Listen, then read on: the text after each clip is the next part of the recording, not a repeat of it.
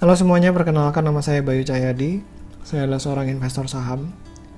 Pada video sebelumnya saya sudah jelaskan arti dari investasi saham, yaitu membeli perusahaan bagus dengan harga murah. Ya, ingat ya, bukan beli perusahaan abal-abal dengan harga murah, bukan beli perusahaan bagus dengan harga mahal. Tapi kita harus beli perusahaan bagus, sebagus-bagusnya dengan harga yang semurah-murahnya. Sama kayak kita mau beli tanah nih. Mau beli tanah, kita pengen yang sestrategis mungkin, dengan harga yang miring, ya dengan harga yang semurah-murahnya. Nah, buat para investor saham, supaya bisa dapat perusahaan bagus dengan harga murah, ada sedikit effort yang mesti kita keluarkan, yaitu melakukan namanya pekerjaan rumah. Pekerjaan rumah seorang investor adalah melakukan yang namanya analisa. Kalau di pasar modal, analisa itu ada dua macam. Ada analisa teknikal dan juga ada analisa fundamental. Analisa teknikal lebih fokus pada namanya pergerakan harga saham. Mereka nggak gitu peduli dengan apa yang namanya kinerja perusahaan. Mereka tidak peduli dengan apa yang namanya prospek dari bisnis tersebut. Beda dengan yang namanya fundamental analysis. Mereka lebih mementingkan kinerja perusahaan, apakah perusahaannya sehat atau sakit, prospeknya ke depan gimana gitu. Nah, di video kali ini saya akan fokus pada yang namanya analisa saham secara fundamental. Tujuannya apa? Tujuannya untuk mengetahui ya, apakah saham yang kita pengen beli ini layak buat investasi apa enggak. Kalau perusahaannya kita udah analisa secara fundamental ternyata nggak bagus, ya udah berarti nggak layak buat diinvestasikan. Untuk bisa melakukan yang namanya analisa fundamental, saya bagi ke dalam 6 step nih. Yang step pertama adalah mencari data ya. Tanpa adanya data, kita nggak bisa melakukan yang namanya analisa. Yang kedua, apa sih hal-hal yang penting dari laporan keuangan? Step 3-5, saya akan membahas tentang yang namanya rasio-rasio yang digunakan untuk melakukan analisa laporan keuangan. Step ke-6, value investing dan margin of safety. Tapi di video kali ini saya akan membahas yang namanya mencari data terlebih dahulu. Ya, gimana sih cari laporan keuangan? Akan saya bahas step by step di video kali ini.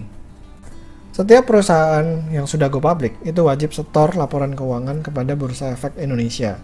Ya, buat apa? Buat investor supaya bisa ngecek kinerja perusahaan yang mereka miliki atau yang sahamnya mereka pengen beli gitu.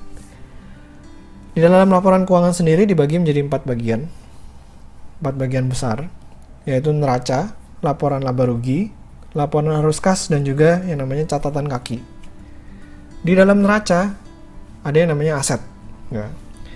Saya ambil contoh, misalnya kita buka kedai kopi. Kedai kopi ini punya aset, misalnya mesin kopi, biji kopi, susu, kulkas, dan lain sebagainya.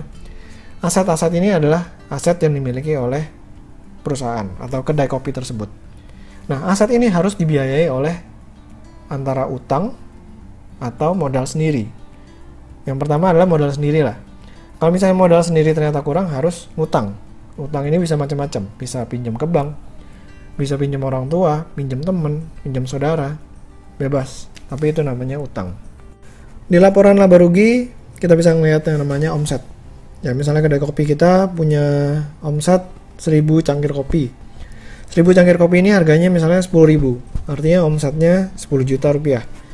Tapi, kalau buka kedai kopi kan kita mesti bayar gaji pegawai, bayar listrik, bayar sewa, dan lain-lain sebagainya. Termasuk pajak dan bunga ya. Nah, kalau kita udah bayar semua biaya-biaya tersebut, nah itulah namanya laba bersih. Jadi omset dikurangi biaya sama dengan laba bersih. Nah, laba bersih inilah yang bisa dibagikan kepada pemegang saham sebagai dividen. Laporan laba rugi ini memang ya paling sering dipakai lah sama investor di pasar modal. Tapi yang berikutnya adalah laporan arus kas. Ini juga nggak kalah penting. Soalnya orang bilang kan cash is king ya. Nah, di laporan arus kas ini kita bisa lihat nih, apakah perusahaan ini benar-benar bisa menghasilkan cash atau enggak. Laporan arus kas dibagi menjadi 3, operation, financing, dan investing. Bedanya apa? Kalau operation ya berarti dari sisi operasionalnya aja. Jualan kopi, jualan fashion, baju gitu ya. Apakah benar-benar menghasilkan cash atau tidak? Kalau minus terus ya kita mesti tanya, ini sebenarnya bisnisnya bagus atau enggak. Nah, kalau yang dari financing, itu kita bisa lihat perusahaan ini nerbitin utang, minjam ke bank, right issue. Nah, itu bisa kelihatan semua di financing. Kalau yang cash flow from investing, itu kita bisa lihat apakah perusahaan ini beli aset tetap, beli bangunan, beli mobil, atau jualan asetnya. Nah, ini bisa kelihatan nih di cash flow from investing. Kenapa yang cash flow from investing saya warna merah? Soalnya biasanya minus ya. Kalau belanja aset kan artinya ngeluarin uang. artinya kan keluar uang ya minus. Ketiga cash flow ini kita jumlahkan dapat yang namanya net cash. Nah, net cash ini kita jumlahkan ke cash yang di tahun sebelumnya. Nah, itu dapat cash di akhir tahun yang sekarang. Udah baca laporan arus kas kayaknya udah selesai. Padahal belum ya. Ada yang namanya catatan kaki dan kebanyakan orang udah malas banget baca catatan kaki. Kenapa? Ya banyak banget gitu loh tulisannya. Tulisan angka, nggak ada gambar. Baru buka aja udah pengen tutup lagi ya kalau buka catatan kaki itu. Padahal di catatan kaki ini banyak banget informasi penting yang bisa kita dapatkan dari suatu perusahaan. Ya karena apa? Karena berisi detail dari tiap akun yang ada di laporan keuangan, baik itu di neraca, laporan laba rugi, dan juga laporan arus kas. Ada juga kayak seperti perjanjian signifikan, ya. Terus resiko-resiko bisnisnya seperti apa. Itu juga dijelaskan di catatan kaki ya. Yang tadi itu udah sekilas mengenai apa sih sebenarnya isi dari laporan keuangan ya. Ada neraca, ada laporan laba rugi, ada laporan arus kas, dan juga ada catatan kaki. Dan untuk mendapatkan laporan keuangan ya, saya biasanya pergi ke website resmi ya. Harus yang resmi-resmi aja lah. Yaitu website resmi Bursa Efek Indonesia. Itu ada di www.idx.co.id. Ya, di www.idx.co.id. Kenapa saya pilih website ini ya? Karena setiap emiten yang go public, setiap periodenya harus mensubmit atau mensetorkan laporan keuangannya kepada Bursa Efek Indonesia. Ya, tampilannya kalau misalnya kalian udah buka website IDX itu akan seperti ini. Ya, ada data pasar, ada produk, ada perusahaan tercatat, IDX syariah, dan lain sebagainya. Nah, kalian pergi ke perusahaan tercatat, habis itu buka di laporan keuangan dan tahunan, langsung diklik aja gitu ya. Nggak usah ragu-ragu, pokoknya klik aja. Lalu diisi kode atau nama perusahaannya. Kalau misalnya kalian masih bingung, di drag down aja. Di situ kelihatan gitu. Ada ALI, ada ABA, ada ABDA, ada ABMM, ada ACES, dan juga ada ACST. Di belakang kodenya ada nama perusahaannya. Misalnya AALI, itu Astra Agro Lestari. Nah, misalnya aja kita masukin kode atau nama perusahaannya INDF. INDF ini Indofood Sukses Makmur. Ya, Indofood Sukses Makmur. Setelah kita masukin kode atau nama perusahaannya, kita harus tentuin tahun dan periodenya. Misalnya kita pengen lihat laporan keuangan tahun 2019. Ya kita masukinnya tahun 2019. Ya jangan masukin tahun 2020. Nanti datanya nggak bakal ketemu gitu. Nah ini contohnya. Misalnya INDF kode atau nama perusahaannya. Masukin tahunnya tahun 2019. Periodenya tahunan. Ya setelah kita masukin semuanya, tinggal diklik cari. Ya cari. Kita klik. Nanti dia bakal loading sebentar. Habis itu akan muncul seperti ini. Ya ini saya zoom di sebelah kanan. Silahkan diklik yang PDF, yang .pdf. Ya misalnya Indofood Sukses Makmur, TBK Bilingual 31 Desember 2019 .pdf. Nah itu diklik, nanti tampilannya akan muncul seperti ini. Ya kalau misalnya kalian klik PDF yang lain, terus tampilannya nggak seperti ini, silahkan dicoba klik PDF yang lainnya sampai tampilannya seperti ini. Oke? Kalau kalian udah utak-atik gitu masukin di laporan keuangan dan tahunan tapi nggak muncul laporan keuangannya, mungkin belum disubmit ke bagian sana. Tapi ada kemungkinan besar sudah disubmit di bagian berita terus pengumuman. Nah silahkan balik lagi ke home www.idx.co.id,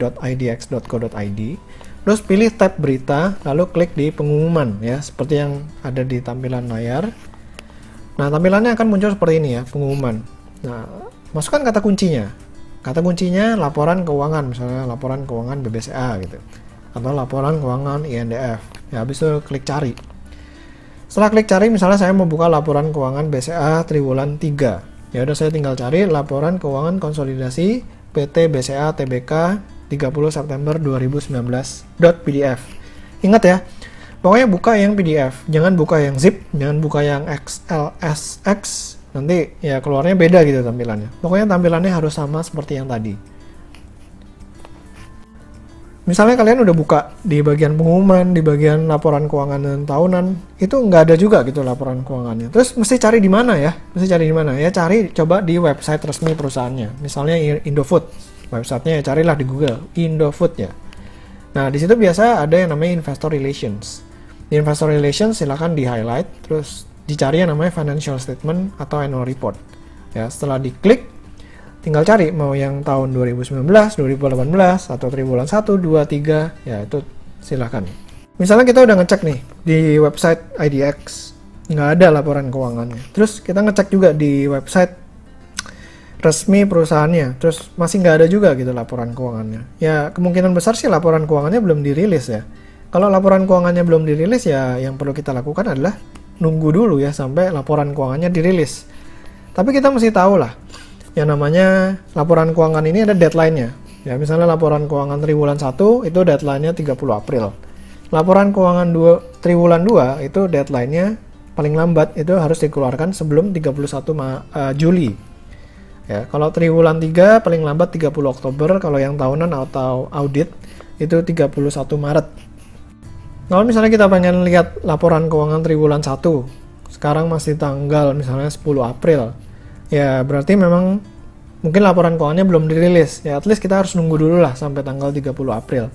Tapi kalau misalnya sampai tanggal 30 April jam 12 malam gitu ya, laporan keuangannya belum dirilis juga, ya berarti perusahaan ini telat ya dalam mensubmit laporan keuangannya.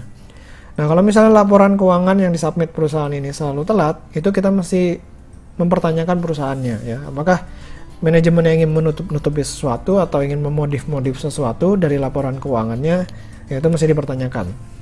Nah, yang namanya deadline ini perlu sekali untuk diperhatikan. Karena kalau misalnya sampai lewat dari deadline ya atau terlambat gitu, Bursa Efek Indonesia tidak segan-segan buat ngasih sanksi ya, atau denda kepada emiten-emiten yang telat memberikan laporan keuangannya. Ini saya ambil dari Alinea. Ada berita kalau Bursa Efek Indonesia itu ngasih sanksi denda kepada 16 emiten karena mereka telat dalam mensubmit laporan keuangan kepada Bursa Efek Indonesia. Yang dirugikan bukan cuma Bursa Efek Indonesianya, tapi ya investornya. Ya, karena apa? Karena udah 2019 sudah berakhir, kita pengen tahu kinerjanya seperti apa, tapi sampai tahun 2020 akhir, laporan keuangannya belum keluar-keluar lah loh. Kan kita jadi bingung ya ambil keputusannya seperti apa. Ya ini sangat merugikan yang namanya investor. Kalau kalian udah berhasil download laporan keuangan, terus kalian scroll ke bawah gitu, ke bagian neraca. Penampakannya kan seperti ini nih, di sebelah kiri nih. Ya ini penampakan dari neraca, ada aset ya, ada aset lancar, dan aset tidak lancar. Jadi kalau aset lancar ditambah aset tidak lancar itu adalah total aset. Di dalam aset lancar itu ada kas, ada piutang, ada persediaan, dan lain sebagainya. Di aset tidak lancar ada aset tetap, ada properti investasi, ada goodwill, dan lain sebagainya. Kok kayaknya pusing banget gitu ya ngelihatnya, banyak angka, banyak tulisan gitu, banyak titik koma ya. Jadi kita harus mulai baca dari mana gitu. Apakah semuanya mesti kita baca? Demikian video ya, step pertama, yaitu mencari data untuk melakukan yang namanya analisa saham fundamental. Ya ingat, untuk bisa melakukan analisa fundamental kita perlu yang namanya data. Dan untuk investor saham, datanya adalah laporan keuangan. Dan di mana downloadnya? Ya di website resmi ya, www.idx.co.id atau di website resmi perusahaannya. Kalau misalnya sampai nggak ada, berarti mungkin belum dirilis laporan keuangannya. Jadi sabar aja. Di video berikutnya saya akan membahas poin-poin penting apa aja yang bisa kita lihat di laporan keuangan supaya tahu gitu, ini perusahaan sebenarnya bonafit apa enggak. Apakah layak untuk dijadikan tempat investasi atau masih perlu kita pikir-pikir lagi. Ya terima kasih sudah mendengarkan, jangan lupa untuk di-subscribe dan juga follow Instagram saya di Pesan Saham. Selamat berinvestasi semuanya.